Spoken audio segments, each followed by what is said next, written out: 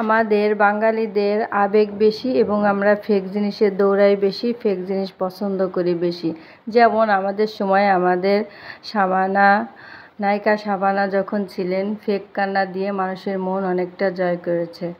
তারপরে আমরা সবাই তার ছবি দেখে অনেক পছন্দ করতাম এবং আমরা সেটাকে সত্যি মনে করতাম এবং তাকে অনেক ভালোবাসা দিয়েছি আমরা সবাই একটা সময়।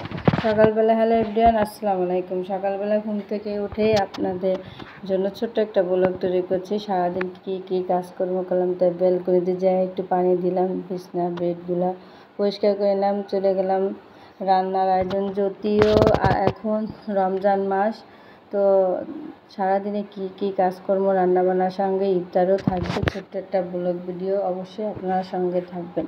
তো কী রান্না করবো সেগুলো রেডি করে নিয়েছি চিংড়ি মাছ, নিয়েছি মুরগি, পটল ভাজি করব, সঙ্গে ইফতারিও থাকবে।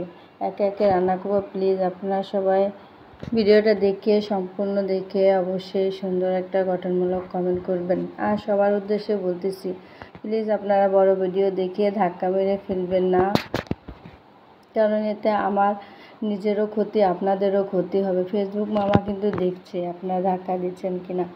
প্রতিনিয়ত যে রান্না করে আদা রসুন পেঁয়াজ মরিচ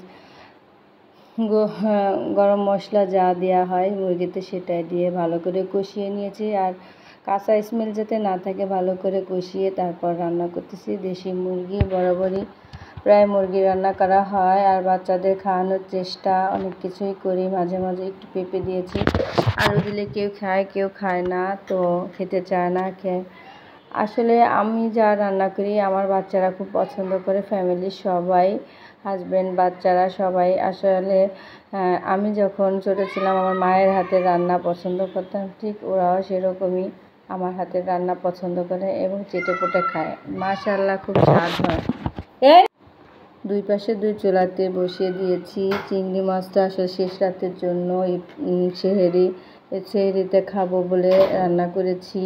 আর পটল ভাজি করে নিচ্ছি। একদমই মুখে রুচি নাই বললে চলে। আর কেউ কিছু মনে করবে না, একটু ইগনোর করবেন, কারণ ক্যামেরা এক এক সময় এক একভাবে হয়ে গেছে, বোঝাই যায় না, মানে ঘুরে যায় কি একটা অবস্থা। একার হাতে সব কিছু করতে হয়। আসলে ক্যামেরাম্যান বলতে ভিডিও ম্যান বলতে আমি একাই আমি সব কিছু করি। তো এখানে হেল্পিং হ্যান্ড বলতে কেউ নেই।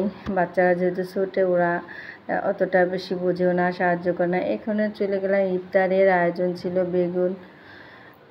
বেগুনি ভাজি, তারপর ছোট ছোট করে আমি আজ চিকেন ফ্রাই করে ছোটো ছোটো করে। বাচ্চারা এটা পছন্দ করে বেসনের সাথে গুলিয়ে নিয়েছি। চিকেনটা আগে ম্যারিনেট করে নিয়েছিলাম। এই তো ভিডিওটি ভালো লাগলে অবশ্যই লাইক কমেন্ট দিয়ে পাশে থাকবেন। আল্লাহ হাফেজ। সবার জন্য দোয়া থাকবে, ভালো থাকবেন সবাই।